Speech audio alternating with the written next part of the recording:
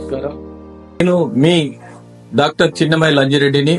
Graduates సమస్యల పరిష్కారానికి మీ గొంతుకనే వస్తున్నాను. మీ మద్దతు నాకు అందించి నా అభ్యర్థిత్వాన్ని బలపరిచి మొదటి ప్రాధాన్యత ఓటు వేసి గెలిపించాలని ప్రార్థిస్తున్నాను. భారత్ మాతాకి జై. అయితే ఎంతో మంది రూల్ చేయడం చూసారు, మీరు ఎంతో మంది చీఫ్ మినిస్టర్లను చూసారు. అయితే రేవంత్ రెడ్డి గారిలో ఉన్న ప్రత్యేకత ఏంటి, మీకు నచ్చిన అంశం ఏంటి? రేవంత్ రెడ్డి గారు ఏంటంటే, నేను ఎలక్షన్ కాకముందు పిసిసి ప్రెసిడెంట్ రేసులో ఇద్దరి మధ్యలో కొద్దిగా సీనియర్గా నాకు ఇవ్వాలి, ఫస్ట్ ఇయర్ కాంగ్రెస్ ఉన్నా అని చెప్పి అనుకున్నా. కొన్ని డిఫరెన్సెస్ వచ్చినా తర్వాత క్యాబినెట్ అయిన తర్వాత నేను క్యాబినెట్ మినిస్ట్రీ కావాలని అడగలే, నేను ఢిల్లీకి పోలేదు, నాకు ఏ పోర్ట్ఫోలియో కావాలని అడగలేదు, ఏ పదవి అడగలేదు. క్యాంప్ ఉంటే క్యాంప్ మెయింటైన్ చేసేది. ఆటోమేటిక్ నాకు అనుకున్న ఆర్ఎన్బి మినిస్ట్రీ వచ్చింది, రూరల్లో సార్ పనిచేసే అవకాశం వచ్చింది.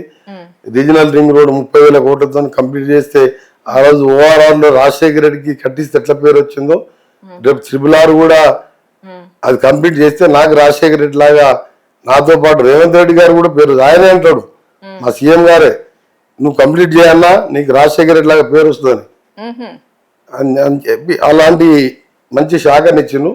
ఎప్పుడు పోయినా కానీ మర్యాద, పెద్దోళ్ళు అయితే అన్న అని, చిన్నోళ్ళంతా తమ్మి అని. ఆయనకి అసలు అపాయింట్మెంట్ లేదు, ఏం లేదు. You can go walk in. Morning పోతే నువ్వు అప్పుడు లోపలి వరకు ఇంటి వరకు వెళ్ళిపోవచ్చు, ఎవరు ఆపదు నిన్ను. సేమ్ రాజశేఖర రెడ్డి స్టైలే అనిపిస్తుంది ఆయన చూస్తే.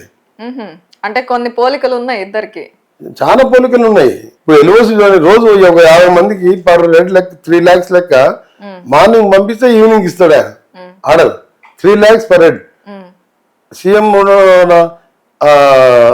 ఆపరేషన్ ఏమైనా పేదవాడు చేసుకుంటే మనం బిల్స్ పెట్టేస్తే అలా 60,000 1 lakh విత్ ఇన్ 1 week లో చెక్స్ వస్తున్నాయి. లాస్ట్ ఇయర్ అట్లా 1,200 crores పే చేసిండు ఇంత ఫైనాన్షియల్ క్రంచ్ లో. అది ఎందుకు మరి కేసీఆర్ 10 ఏళ్లలో బిల్స్ పంపిస్తే ₹1,00,000 పంపిస్తే 10,000 రూపాయలు సంవత్సరానికి వచ్చాయి. ఇప్పుడు రేవంత్ రెడ్డికి కేసీఆర్ తేడా చూడండి మీరు.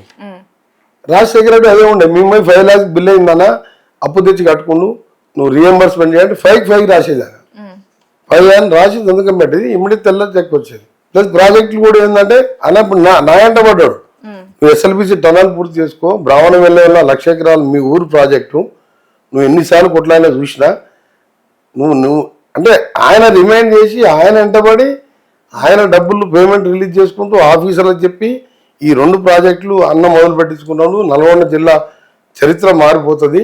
అటు సాగర్తో 6 లక్షలు, దీంతో 4 లక్షల ఎకరాలు వస్తే మొత్తం జిల్లా సస్యశ్యామలం అవుతుందని ఆయనకు నాకు ఉల్టా నేను పోయి బదిలాడేది పోయి నాకే చెప్పి నువ్వు దాని వెంటబడి కంప్లీట్ చేసుకో, నీకు పేమెంట్ కావాలని చెప్పి రామకృష్ణరావు గారు చెప్పి ఆయనకు చెప్పేసి క్లియరెన్స్ అవుట్ రైట్ ఇచ్చేసి, ఎప్పుడు పేమెంట్ ఉన్నా ఎంత ఇబ్బంది ఉన్నా ఈ ప్రాజెక్టులో పేమెంట్ ఆపడ్డు.